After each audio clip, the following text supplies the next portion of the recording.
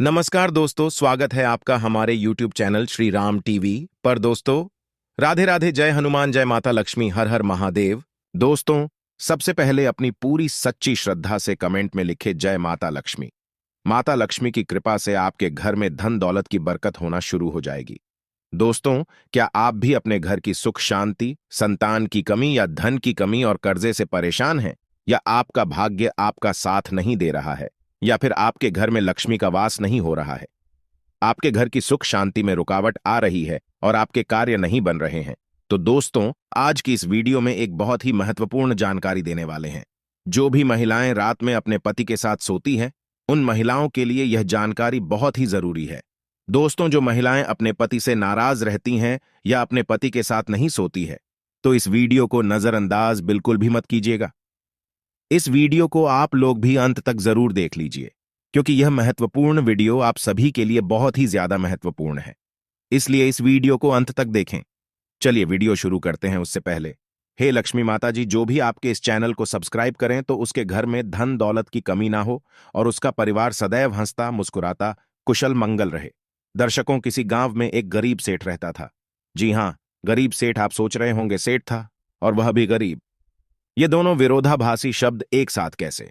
ये सब भाग्य का खेल है। दोस्तों, हर इंसान के जीवन में कभी उतार कभी चढ़ाव आते हैं। उसी तरह दयाराम सेठ भी किसी जमाने में बहुत अमीर हुआ करता था और वह खूब दान धर्म और पुण्य भी किया करता था। लेकिन समय पलटा और वह धीरे धीरे अपना धन खोता गया और आखिरकार आज इस हालत में पहुंच गया कि लोग उसे गरीब सेठ के नाम से जानने लगे। लेकिन वह कहते हैं ना कि अच्छे कर्मों का फल देर सवेर ही सही, मिलता जरूर है। ऐसा ही कुछ इस गरीब सेठ के साथ भी होने वाला था। जिस गांव में यह सेठ रहा करता था, वहां पर एक बार राजा के लोगों ने ऐलान किया कि जिसने भी अच्छे काम किए हैं, वह अपने अच्छे काम गिनवाकर राजा से उसके बदले में जो भी उसका मन हो राजा से लेकर जाए। इस ऐलान को सेठ की पत्नी ने सुन लिया। सेठ की पत्नी बहुत खुश हो गई, क्योंकि वह जानती थी कि अपने अच्छे दिनों में सेठ ने अनगिनत पुण्य के काम किए हैं। ये बात जब पत्नी ने सेठ को बताई तो सेठ भी खुश हो गया और बोला, अगर ऐसा है तो फिर हमें बहुत बड़ा इनाम मिलना चाहिए, क्योंकि हमारे अच्छे कामों की सूची बहुत बड़ी है। अगले दिन सेठ सुबह सुबह 4 रोटियां बांधकर राजा के महल की तरफ चल पड़ा। सेठ के घर से राजा का महल काफी दूर था। सफर लंबा था। आधे रास्ते में पहुंचने के बाद सेठ काफी थक गया। सेठ एक पेड़ की छांव के नीचे बैठकर आराम करने लगा और वहीं पर अपने साथ लाई रोटियां खाने की सोचने लगा। सेठ खाने की सोच ही रहा था कि तभी वहां पर उसके सामने एक गाय और उसके 2 बछड़े आए। सेठ के हाथों में रोटियां देखकर गाय और उसके बछड़े उसके सामने ही आकर खड़े हो गए और उनके हाव भाव से सेठ ने समझ लिया कि वह भूखी है और सेठ से खाना मांग रही है। अपने अच्छे दिनों में सेठ के पास काफी गाय थी, इसलिए गायों का व्यवहार सेठ अच्छे से जानता था। सेठ की परिस्थिति भले ही अभी अच्छी नहीं थी, लेकिन सेठ का स्वभाव बिल्कुल भी नहीं बदला था। वह पहले से ही परोपकारी था, इसलिए उसको गाय पर दया आ गई और उसने अपने साथ बांध कर लाई। रोटियों में से 2 रोटियां गाय को खिला दी। कुछ ही क्षण में 2 रोटियां खाने के बाद गाय फिर से सेठ की तरफ देखने लगी तो सेठ के मन में विचार आया कि यह गाय ज्यादा भूख ही लगती है। बेचारी को 2 बच्चों को दूध भी पिलाना होता है। इन 2 रोटियों से उसका क्या होगा? सेठ ने उसके पास बची बाकी की 2 रोटियां भी गाय को खिला दी। पास वाले तालाब से सिर्फ पानी पीकर सेठ अपने सफर में आगे बढ़ गया। राजा के दरबार में जब सेठ पहुंचा तो राजा ने पूरे दरबार के सामने सेठ से उसका नाम पूछा और अपने अच्छे कर्मों के बारे में बताने के लिए कहा। सेठ ने राजा को प्रणाम किया और अपने कामों के बारे में बताना शुरू किया। सेठ ने कहा, महाराज, मैंने कई भूखों को खाना खिलाया है, कई मंदिरों में दान दिया है, कई निराश्रित लोगों को आश्रय दिया है, कई तीर्थ स्थानों की यात्रा की है, सैकड़ों साधु संतों की सेवा की है। और ऐसे ही दर्जनों काम बताने के बाद सेठ बोला, महाराज, यह है मेरे कई सारे अच्छे कर्मों में से कुछ अच्छे कर्म। इनके बदले आप जो भी इनाम देना चाहें दे दीजिए।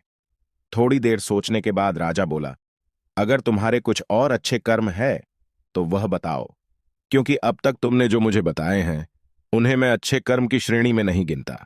सेठ को राजा की बात सुनकर बड़ा आश्चर्य हुआ।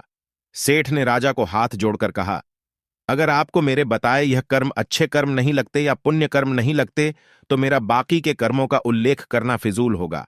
आप मुझे इजाजत दीजिए, मैं वापस जाता हूं। सेठ दरबार छोड़कर जाने लगा, तब राजा के दरबारियों में से एक ने राजा के पास जाकर कुछ कहा, जिसे सुनने के बाद राजा ने सेठ को वापस दरबार में बुलाया। राजा बोला, तुमने अपने आज किए अच्छे काम के बारे में तो बताया ही नहीं। सेठ बोला, महाराज, आज मैंने कोई अच्छा काम किया ही नहीं, फिर मैं आपको कैसे बताऊं? राजा ने उसी दरबारी को खड़े होकर सारी घटना बताने के लिए कहा, जिसने राजा को उसके बारे में बताया था। दरबारी खड़ा हुआ और बोला, महाराज, जैसे कि मैंने आपको बताया, मैं उसी गांव में रहता हूं जहां पर यह सेठ आराम करने बैठा था, और मैंने वहां देखा कि कैसे इन्होंने अपना सारा खाना पास आई गाय को खिला दिया और खुद बिना खाए सिर्फ पानी पीकर भूखे रहे। सेठ को पता चला कि राजा किस बारे में बात कर रहा था, तो सेठ ने राजा से कहा, किसी जानवर को खाना खिलाना कौन सा पुण्य का काम है, और इस बात को तो मैंने कब का भुला दिया था। राजा ने सेठ से कहा, मेरे महान गुरुजी के बताए अनुसार मैं भी उन्हीं कामों को पुण्य कर्म मानता हूं जिन्हें करते समय सच में निस्वार्थ भाव से किया जाए, उसी के लिए किया जाए जिसको उसकी जरूरत हो, और सबसे बड़ी बात, उस काम को करने के बाद भुला दिया जाए। यही कारण है कि आज तुमने जो काम किया वह तुम्हारे किए गए आज तक के सभी कामों में सबसे उत्तम और सर्वश्रेष्ठ था, जिसके लिए तुम सच में इनाम के हकदार हो। इसके बाद राजा ने उस सेठ को अपना सबसे विश्वसनीय सेवक का पद दे दिया। उस राजा के दरबार में बैठने का अब अवसर मिल चुका था। वह बहुत खुश हुआ। वह तुरंत जाकर के अपनी पत्नी से बताया कि भाग्यवान, आज मुझे राजा साहब ने बहुत ही बड़ा इनाम दे दिया। उन्होंने मुझे अपने यहां अपना सबसे करीबी सेवक के रूप में रखने को कहा है।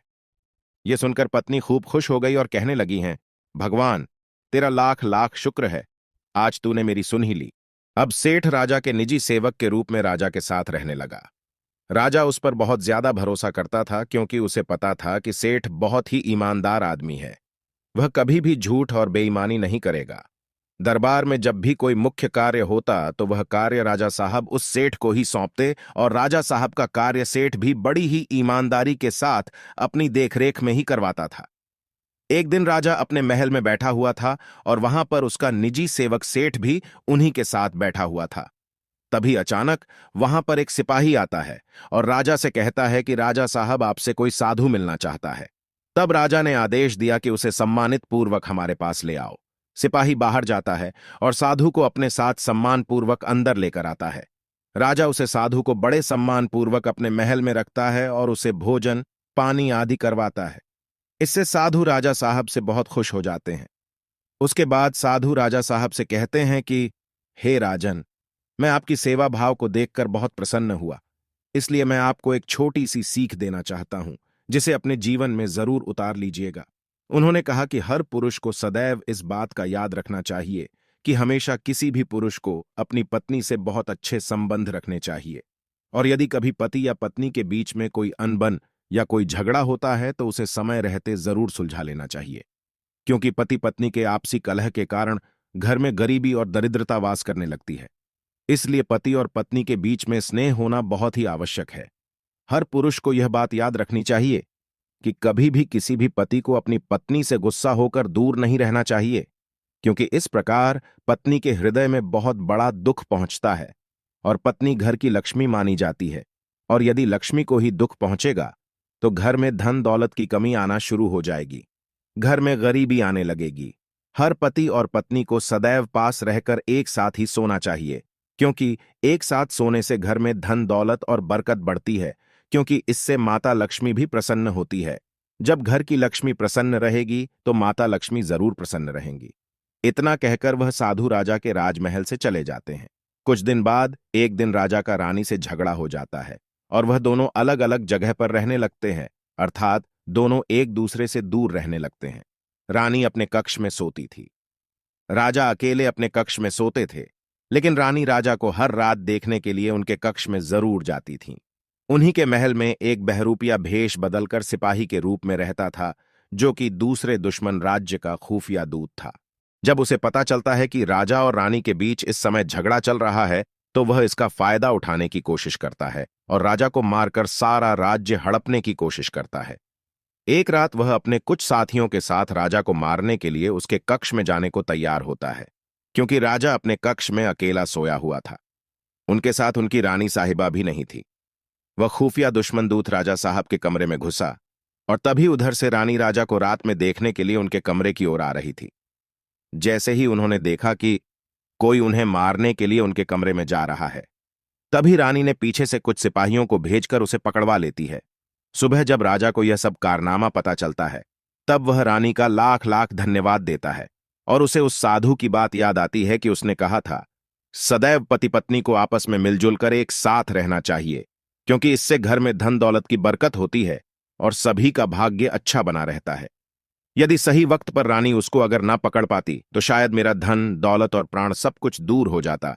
सच ही कहा जाता है कि घर की महिला स्वयं लक्ष्मी होती है और लक्ष्मी को हमेशा खुश रखना चाहिए, और यदि कोई पति अपनी पत्नी के साथ सोता है तो पत्नी हमेशा खुश रहती है और घर में सुख शांति धन दौलत की बरकत होने लगती है।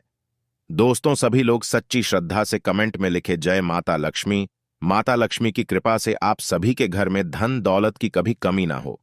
दोस्तों, ऐसी ही और इंटरेस्टिंग वीडियो देखने के लिए इस चैनल को अभी सब्सक्राइब करें और कमेंट सेक्शन में जय मां लक्ष्मी, हर हर महादेव लिखना ना भूलें। धन्यवाद।